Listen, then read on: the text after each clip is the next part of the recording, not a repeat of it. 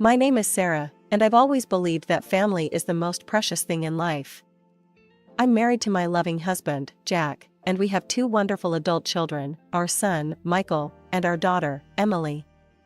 Michael followed in his father's footsteps and became an engineer, while Emily pursued her passion for art.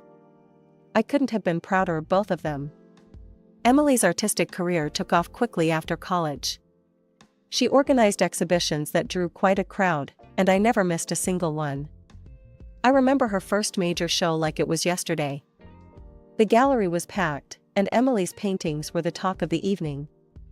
As I walked around the gallery admiring Emily's work, I spotted her talking animatedly with a tall, handsome man. Little did I know then that this man, David, would become her husband and the father of my granddaughter. Their whirlwind romance was a joy to watch. David seemed to adore Emily, and she was happier than I'd ever seen her. They married in a beautiful ceremony just a year after they met, and soon after, Emily announced she was pregnant. I was over the moon at the prospect of becoming a grandmother. When little Sophia was born, I fell in love all over again. She had Emily's dark curls and David's green eyes, a perfect combination of both her parents. It was around this time that Emily made a decision that surprised me. She announced that she was quitting her job to work from home and raise Sophia full-time. "Are you sure about this, honey?" I asked her one afternoon as we sat in her living room, watching Sophia play with her blocks. "Your career was just taking off. I'd be more than happy to help with Sophia if you want to keep working." Emily shook her head, a determined look in her eyes. "I appreciate the offer, Mom, but I want to do this myself. I'm ready to sacrifice my career for Sophia. She needs me right now." I couldn't quite shake the feeling that something was off about this decision, but I respected Emily's choice. After all, she was a grown woman capable of making her own decisions. As the months passed, I noticed that Emily became more distant. Our regular coffee dates became less frequent, and when I called, she always seemed to be busy. As Emily drifted away, I found myself spending more time with Michael and his wife, Lisa. When they had their son, Tommy, Lisa asked if I could help out as a nanny. Of course, I jumped at the chance. And so, I threw myself into my role as Tommy's nanny. It was exhausting but rewarding work, and it helped fill the void left by Emily's absence. Still, I couldn't help but wonder if Emily was upset about the time I was spending with Tommy. I wanted to talk to her about it, but she kept avoiding my calls and canceling our plans. As Christmas approached, I held on to hope that Emily would reach out. I imagined us all gathered around the tree, Sophia opening presents with wide-eyed wonder. But as the days ticked by, that hope began to fade. On Christmas Eve, I sent Emily a message. "Merry Christmas, sweetheart. We miss you and would love to see you tomorrow. Love, Mom." Hours passed, with no response. I tried to focus on the joy of having Michael, Lisa, and Tommy over, but Emily's absence cast a shadow over the festivities.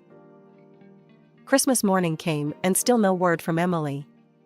As we sat around opening presents, I couldn't help but notice the empty spot where Emily, David, and Sophia should have been. "Mom, are you okay?" Michael asked, noticing my distraction. I forced a smile. "Of course, dear. Just thinking about how fast you've all grown up." But inside, I was seething. This wasn't just about missing a family gathering anymore. This was about crossing a line. After the presents were opened and the dinner was cleared away, I turned to Jack.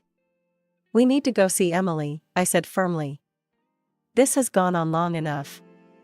Jack knew better than to argue when I used that tone. He nodded, and we began gathering gifts for Emily, David, and Sophia. As we pulled up to their house, I noticed that the curtains were drawn, and the Christmas lights that Emily usually put up were noticeably absent. My heart sank a little more. We approached the front door, arms laden with gifts. Jack rang the doorbell, and we waited. Seconds stretched into what felt like hours before we heard movement inside. The door creaked open, and there stood Emily.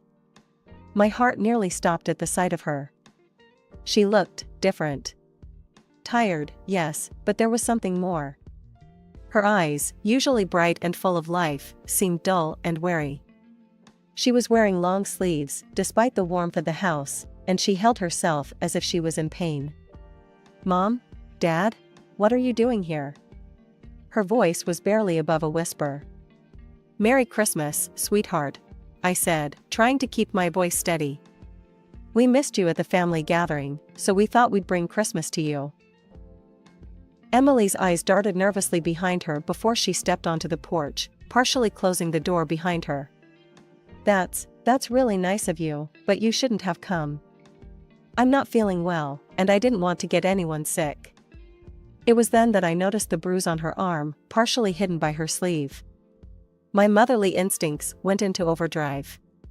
"Emily, what happened to your arm?" I asked, reaching out to her. She flinched away from my touch, pulling her sleeve down. "Oh, it's nothing. I had a little accident the other day. Slipped in the bathroom. Clumsy me." I exchanged a glance with Jack. We both knew she was lying. "Where's Sophia?" Jack asked, trying to peek inside the house. "We brought her some presents." Emily's face softened at the mention of her daughter. "She's napping right now. But I'm sure she'd love to see you. Maybe she could come visit you tomorrow?" I nodded eagerly, grasping at this olive branch.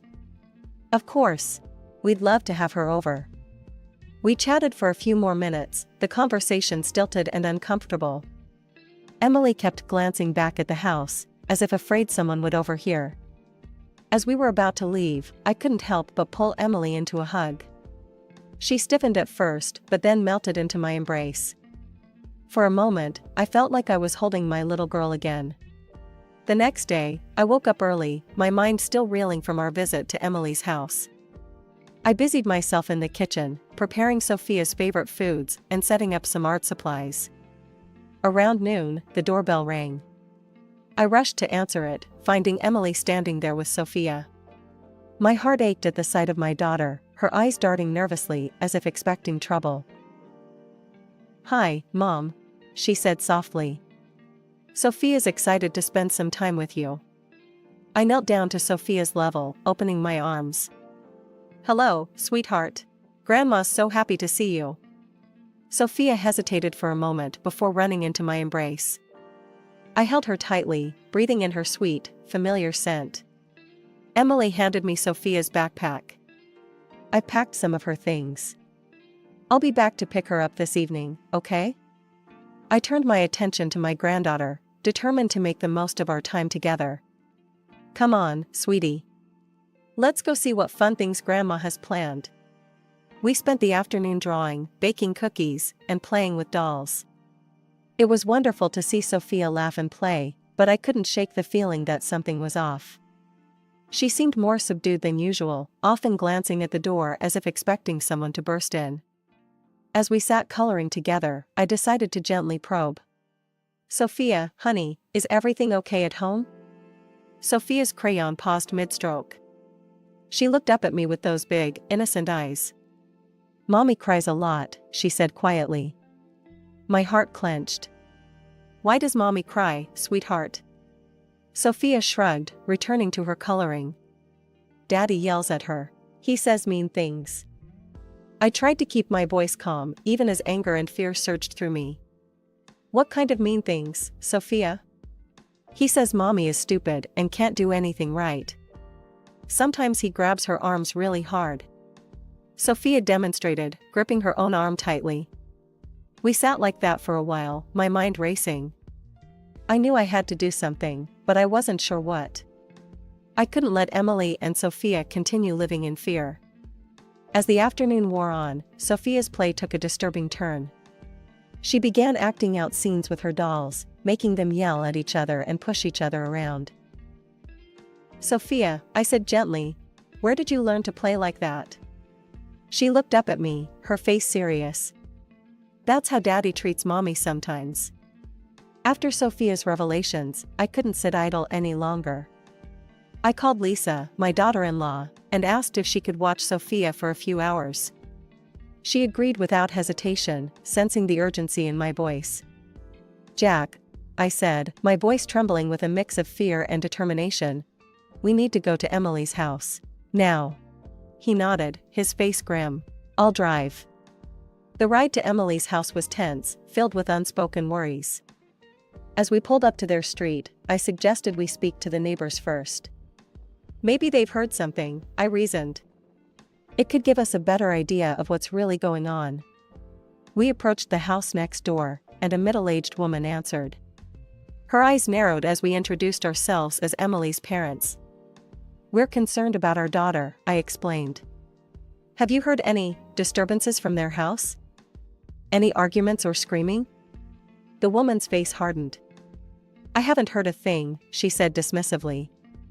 They seem like a perfectly normal couple to me.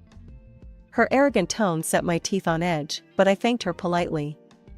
As we walked away, Jack squeezed my hand reassuringly. We were about to knock on Emily's door when we heard it, David's voice, raised in anger. Why did you let Sophia go to your mother's? You know, I don't like her spending time there. My blood ran cold. Jack and I exchanged a look of horror before I jabbed the doorbell, my heart pounding. The shouting abruptly stopped. Moments later, David opened the door, a pleasant smile plastered on his face. Sarah, Jack, what a surprise. What brings you here? He asked, his voice eerily calm. I peered past him, my eyes widening as I saw Emily struggling to her feet. Without a word, I pushed past David and rushed to my daughter's side. Emily, sweetheart, are you all right? I asked, checking her for visible injuries. She nodded weakly, avoiding my gaze. Anger surged through me as I turned to face David. How dare you treat my daughter like this? I hissed, my voice low and dangerous. I know what's been going on here, and I won't stand for it any longer. David's facade cracked for a moment before he regained his composure. I think you've misunderstood, Sarah. I'm simply trying to raise my wife properly. She can be quite difficult sometimes, you know. Raise her? I spat. She's your wife, not your child. And there's nothing proper about abuse. David's eyes narrowed. Why don't we ask the neighbors? They'll tell you everything's fine here. In that moment, I realized the horrifying truth. The neighbors were complicit in this abuse, turning a blind eye to Emily's suffering. I think it's time for you to leave, David said coldly. I need some time to cool down. We can discuss this misunderstanding later. Before I could protest, he was out the door, leaving us alone with Emily. As soon as he was gone, Emily broke down. Through her tears, she began to reveal the full extent of her ordeal. David had forced her to quit her job, isolated her from family and friends. He controlled her every move, checking her phone and taking away her car. He told the neighbors I was a bad wife and mother, she whispered. That he was raising me to be better. They all believed him. I became an outcast in my own neighborhood. My heart shattered as I listened to my daughter's pain.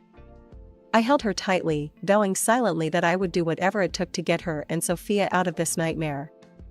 He's gone to get more alcohol, Emily said, fear creeping into her voice. He'll be back soon. As we began to plan our next move, I knew we were in for a fight. But looking at my daughter's bruised but hopeful face, I knew it was a fight worth having. No matter what it took, we would free Emily from this cycle of abuse and bring her home where she belonged. I turned to Emily, my voice firm but gentle. Sweetheart, I want you to pack your things and Sophia's.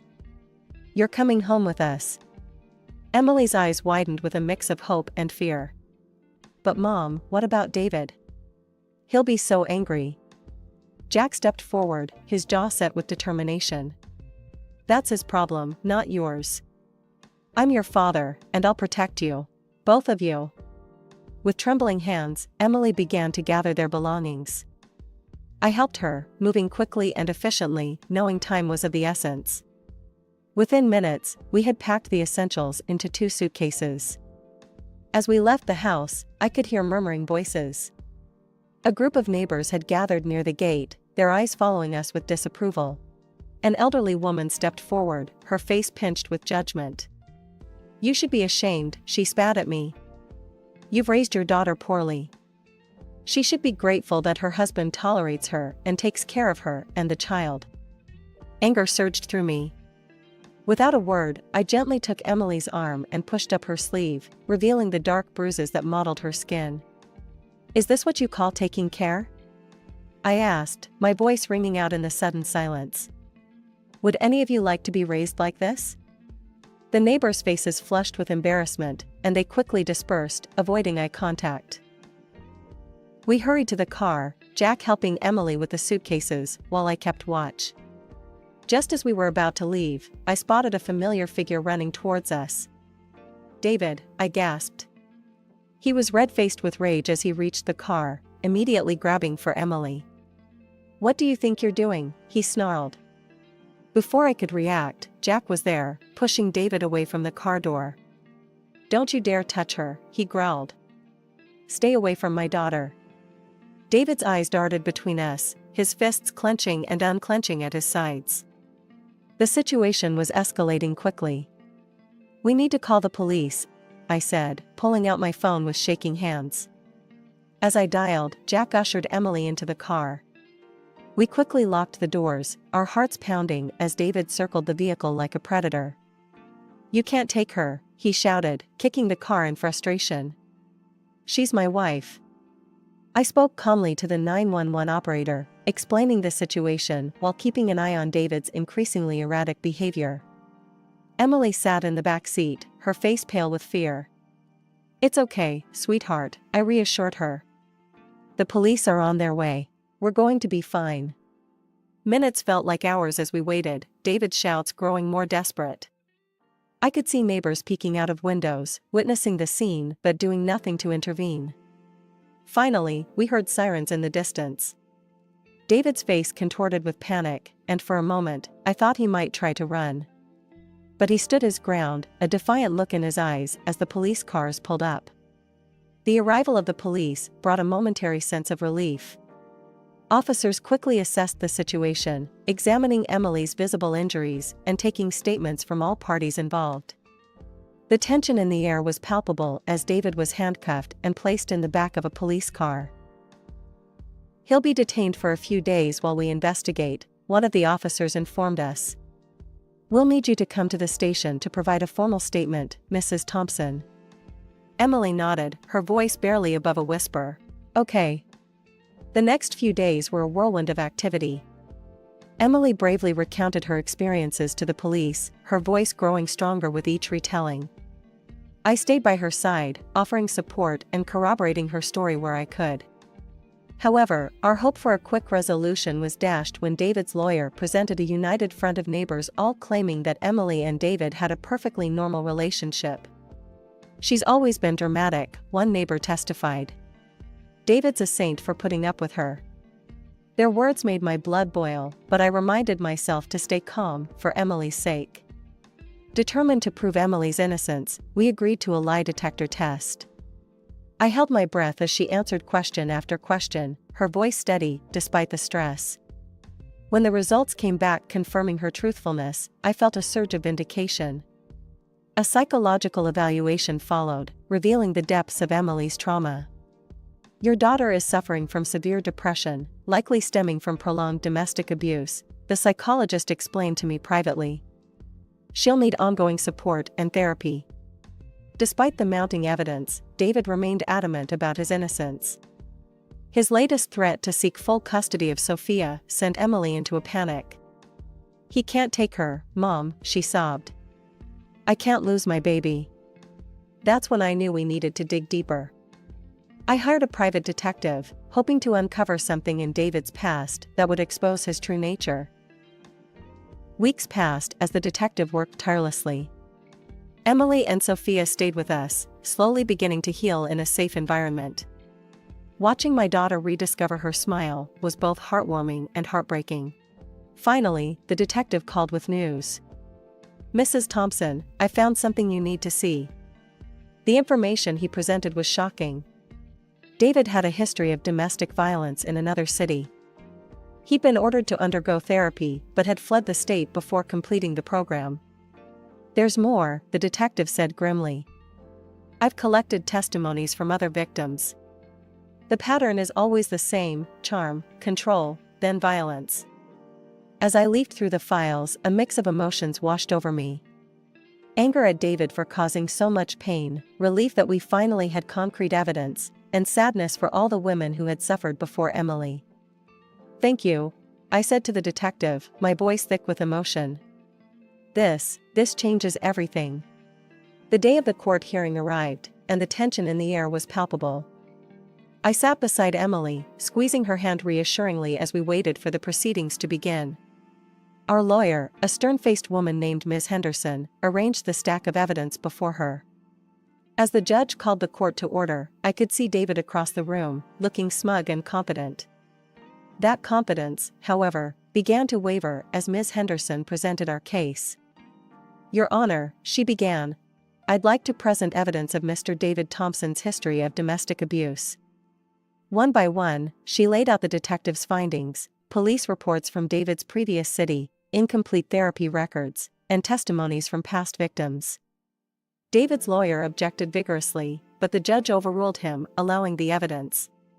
Then came a moment that sent shockwaves through the courtroom. Ms. Henderson called forward a witness, Sarah, David's ex-girlfriend from 7 years ago. Sarah's voice trembled as she recounted her experiences. He would fly into rages over the smallest things. The bruises. I had to cover them with makeup every day. Next, Ms. Henderson presented Emily's lie detector results and psychological evaluation.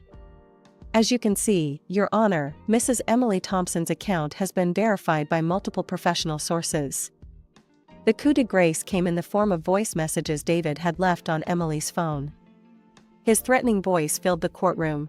"If you ever try to leave me, I'll make sure you never see Sophia again." Just when I thought we'd presented everything, Ms. Henderson surprised us all. "Your Honor, we have one more witness. With the court's permission, I'd like to call Sophia Thompson to the stand, accompanied by her child psychologist." My heart clenched as I watched my 5-year-old granddaughter walk to the front of the courtroom, her small hand clasped in the psychologist's. Sophia's eyes were wide, but her voice was clear as she spoke. "Daddy would yell at Mommy a lot," she said. "He would push her and say mean things. It scared me." Then came the moment that left the entire courtroom in stunned silence. Sophia's psychologist presented a video to the court, a shaky, dimly lit clip that Sophia had recorded on her mother's phone one night when she'd been woken by shouting.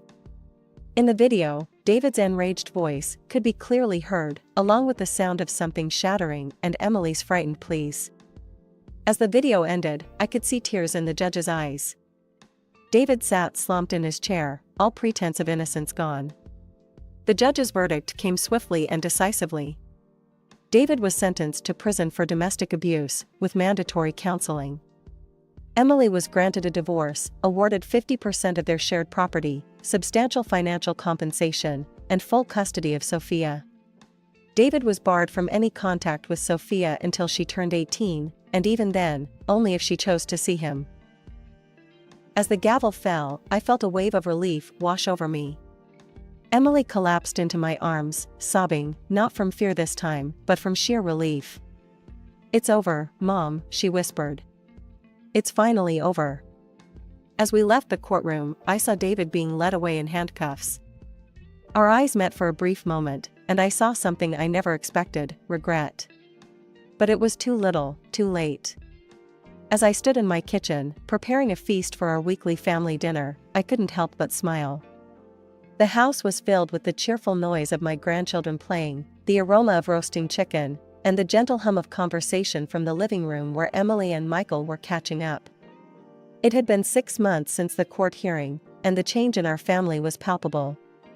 The dark cloud that had hung over us for so long had finally lifted, replaced by a warmth and joy that I had feared we might never experience again. Emily and Sophia had moved in with Jack and me after the trial. At first, I worried it might be challenging for all of us to adjust, but those fears quickly dissipated. Having them close allowed us to provide the support and love they needed to heal. Sophia, my brave little granddaughter, was making remarkable progress. The nightmares that had plagued her in the early days after leaving David had become less frequent. Now, more often than not, I would hear her giggling with her cousin Tommy as they played elaborate make-believe games. "Grandma, look. Sophia called out, running into the kitchen with a drawing in her hand. I made this for you. I wiped my hands on my apron and knelt down to examine her artwork. The page was filled with bright colors, a stark contrast to the dark, scribbled drawings she had produced in the months following the trial. This picture showed our family, stick figures with big smiles, standing in front of a yellow house with a rainbow arching overhead. It's beautiful, sweetheart, I said, pulling her into a hug. Why don't we hang it on the fridge? As I stood up, I caught sight of Emily watching us from the doorway, a soft smile on her face. The change in her was just as remarkable as Sophia's. The haunted look in her eyes had faded, replaced by a spark of life that grew brighter each day. Need any help, Mom? She asked, stepping into the kitchen. You can set the table if you'd like, I replied, gesturing to the stack of plates on the counter. As we worked side by side, I marveled at how natural it felt. These simple moments of domesticity, once taken for granted, now felt like precious gifts. Emily had started drawing again, something she hadn't done since the early days of her marriage to David. Her studio, once Jack's old office, was filled with canvases. I had watched her art evolve over the past months, mirroring her healing journey. The first pieces had been dark and chaotic, all harsh lines and somber colors. But gradually, light began to creep in. Now, her latest works were explosions of color and life. I have some exciting news, Emily said as she laid out the silverware. The gallery downtown wants to feature some of my new pieces in their upcoming show. Oh, sweetheart, that's wonderful, I exclaimed, pulling her into a hug. I'm so proud of you. Emily beamed, her eyes shining with a confidence I hadn't seen in years. She had recently started working part-time at a local art supply store, slowly reintegrating into the workforce.